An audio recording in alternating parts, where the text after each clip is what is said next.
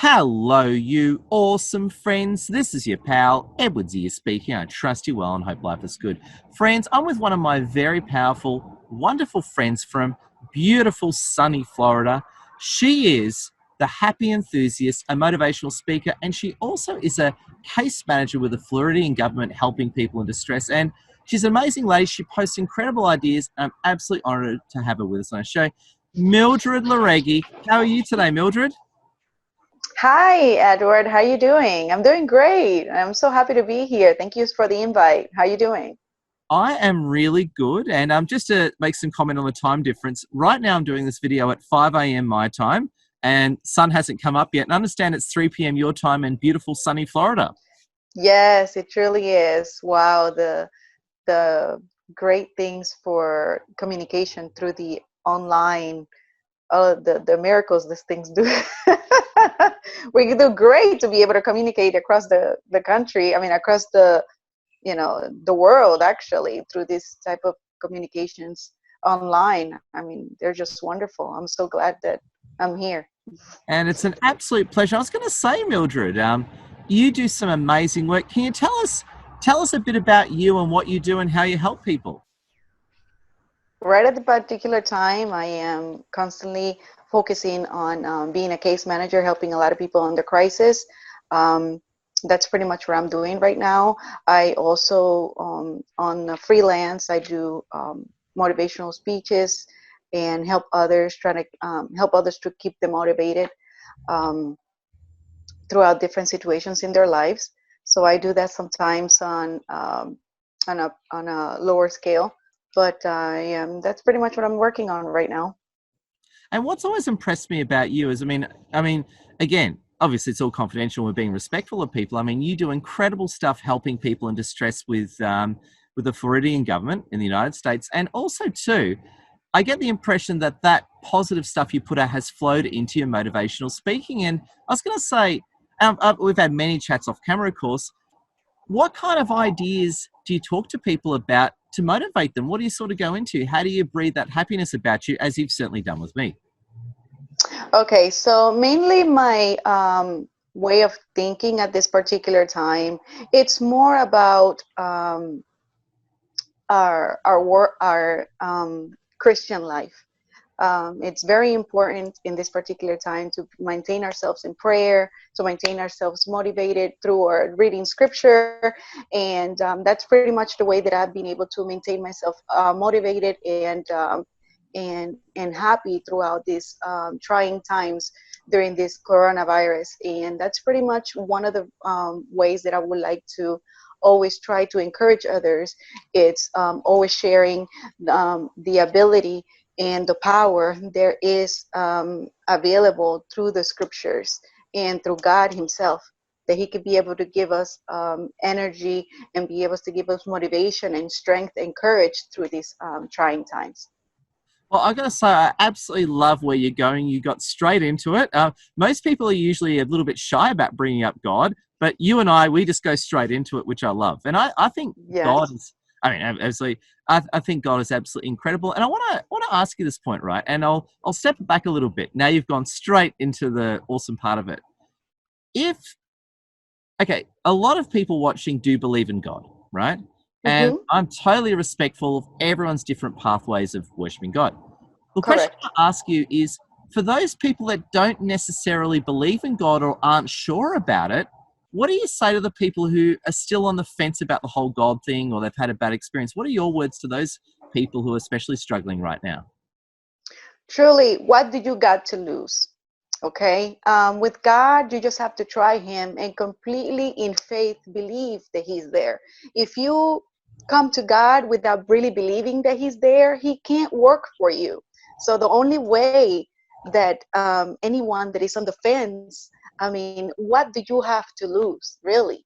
There's really nothing wrong or nothing that can come against you if you believe in God. In the opposite, it creates blessing. It creates the ability for you to grow in a different realm, in a different area within your life, not just in what we see or what we feel or what we can um, see with our own eyes, but being able to see with the eyes of faith, through the eyes of God.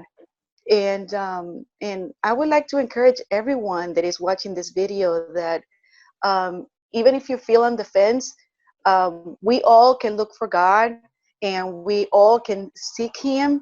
And if you pray and you desire to get close to Him, He will manifest Himself to you. And that is the most wonderful thing ever. And the best part is being able to feel Him and be able to be at peace, and knowing that He has everything under control when everything is going wrong. Is just the most exciting part of being a Christian, or being able to have that special connection and relationship with God. Oh, I And think that's what I would like to have others understand. I think that's absolutely beautiful and very much the point. So again, I won't so much preach to the choir, because if someone already believes in God, right, at whatever religion they're in, I think it's awesome. Of course. They'll be yes, Mildred, that's great. So I think we'll aim at the fence sitters, right? We'll aim at the undecided, arms folded, right? The undecided. Hmm. So going back to the awesome people who are on the fence, who aren't sure about things, Hmm. and let's say they're going through real hardship right now. If you are watching going through hardship, I absolutely respect that. What's your first little bit of advice to someone who's going through hardship that may not believe in God? What's your first number one step to help them on that journey to feel better about life? To feel better about life is concentrating on what's important. Okay, so let's say, um, right now there's many things going on around us that we don't have control over. We don't have control over the weather. We don't have control over going outside. Sometimes, now here in the United States, here particularly in Florida, we're on a curfew. We cannot do things that we would usually do to be able to um, find relief in situations that are difficult for us. But mainly, what you would like to concentrate on or focus on are the good things out of the, let's say, out of this curfew. And I would say, in this particular moment for me, and I will put myself as an example, would be more like, okay, so I cannot go outside. There's no games out. There's nothing. You cannot go anywhere pretty much other than specific scenarios. But I'm having more time with my children at home. I mean, that's definitely a blessing that I would have wished I would have had before I was, this situation. I always wanted to be able to find more time to spend with my children. And this is a perfect timing for me to be able to talk to them and be close to them, enjoying the connection that we can have physically, being able to pray more, speak about things that you are not usually open to speak to your own children. Also being able to enjoy the good days, enjoy when the weathers are beautiful, when the sun is out, being able to stand outside and being able to take in the sun, even if it's in your balcony or in your patio, being able to see the beautiful things there that the nature brings into you, the beautiful blue skies, flowers. There's many things that can actually help you center and bringing more peace to your life, and being able for you to look upon, instead of just looking at everything that was per se taken away, or situations that have changed for you, that have may have created more of a crisis in other areas. Um, Also, knowing that you're not alone. Actually, we are all in this together. All of us are suffering exactly the same way. All of us are suffering from different situations, that, situations with family, situations with people getting sick, or different things like that. All of us, there's no reason for you to feel alone in knowing that I am the only one that is having these feelings. Actually, you can just openly speak to other people, your friends and colleagues. There are actually many phone numbers out there for people to actually call, and if they need any counseling. there's actually that type of services out there that you can actually speak to people and actually just share and understand that you're not the only one going through this that particular situation. We're all in this together. The best part is that the community itself, it's creating more networks so we could be able to help others in need. Um, so this is a great time to see how actually the human connection, the community is actually helping each other in trying to lift each other up, whatever it is. If it is through providing foods through schools, providing foods through different agencies. There are, like myself, that work in different agencies that are assisting clients with specific situations in their lives. So that's pretty much what we need, that concentrate on those things. That's pretty much what I would like to tell everyone. I think that was perfect. You're doing such a great job of saying it. I don't even need to ask questions. And I just want to reaffirm one thing. I love how you spoke about reaching out to people, and to me, that's very important. And just going on from that one, like, if you haven't spoken to your parents in a long time, if you haven't spoken to some of your long friends, and again, if it's Yes. those extreme situations, I mean, I'm in Australia, you're in Florida. All of our governments have numbers that you can call to talk to someone in Yes. those extreme situations. Correct. And also, this is the time to actually reach out. If you haven't spoken to a friend in a long time, hey, just call them and say, how you doing? You don't know how much people will appreciate just to be able just to know that somebody's there that cares. This is pretty much how we're going to be able to survive these beginning stages of the different changes that we will be going and will be embargoing throughout the years to come. It's connecting with through our phone and through our social media with our friends and family, people that are in other countries, people. I have actually friends in Nepal. I have friends in Australia. I have friends in many areas of the world, in Tunisia.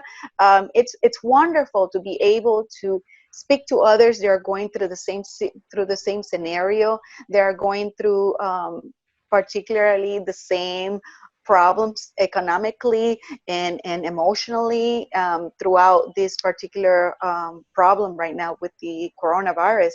And it's encouraging to be able to know, hey, I'm here for you. You can still speak to me if you're across the world. Hey, you're feeling sad, you're feeling lonely, you're feeling whichever way, we are always here. And I would like to let everybody know that if you ever need somebody to talk to or need words of encouragement, I can always be reached out through the LinkedIn app.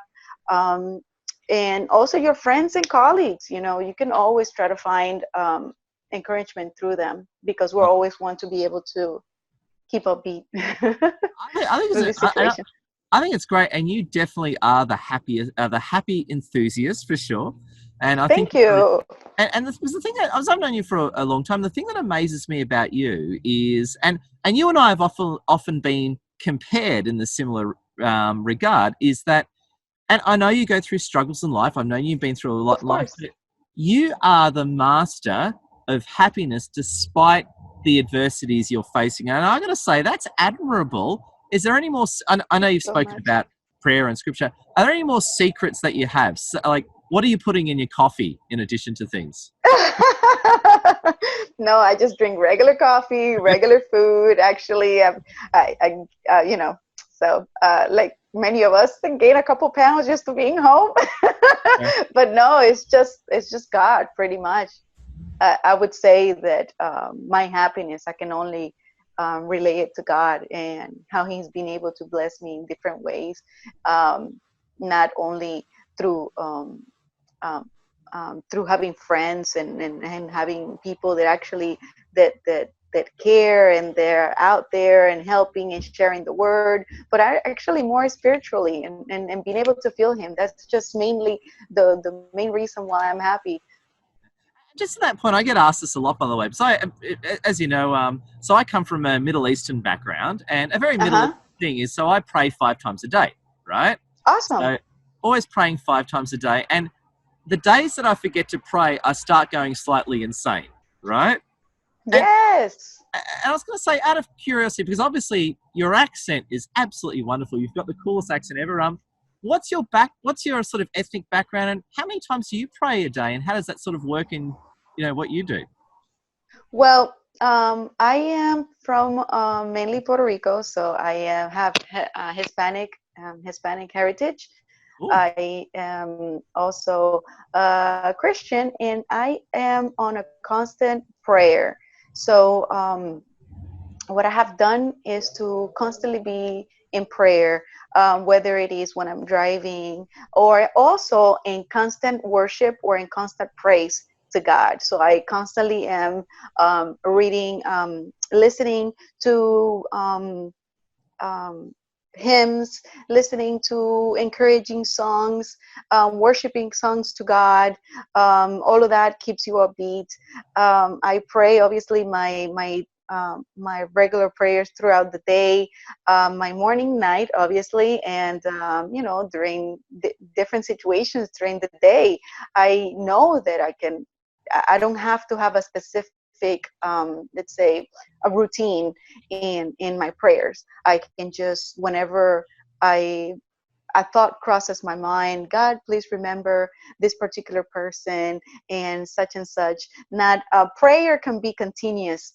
Praise can be continuous. There is no need to be able to have to stop your communication with God, and that is the most amazing part about being in a walk with God, is that you can continuously be in prayer, continuously be in communication, and that's mainly where the power comes from. And that's pretty much my life.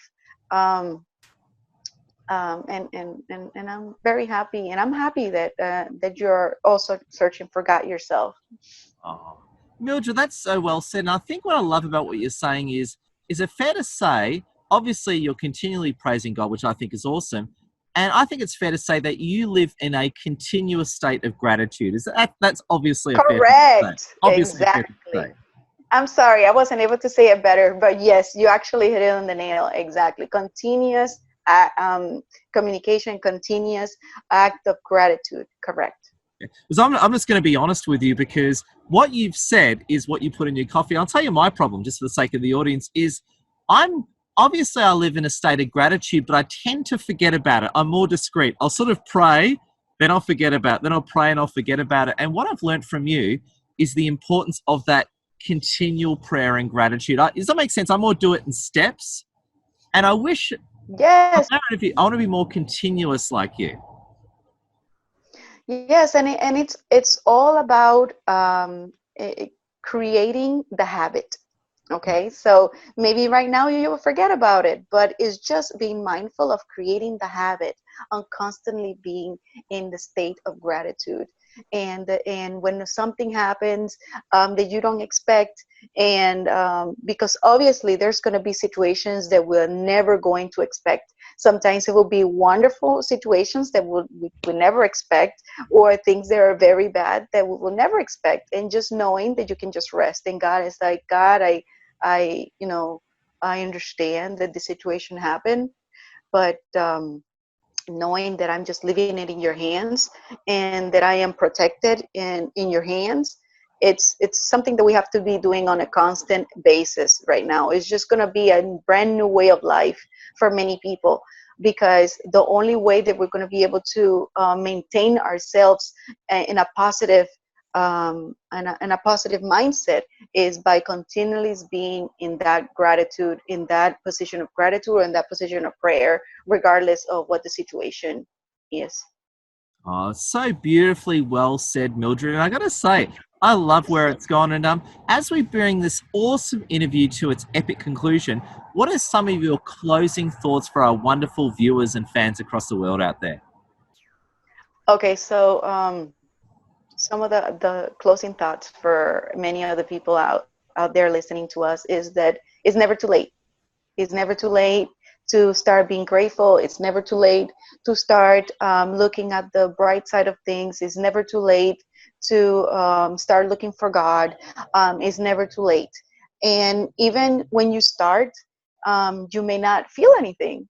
Sometimes you don't even see a difference, but it as you maintain and as you create the habit of maintaining your life consecrated, your life in a state of gratitude, it would slowly but surely make those steps to actually having a better success or a better output or outview of the world right now.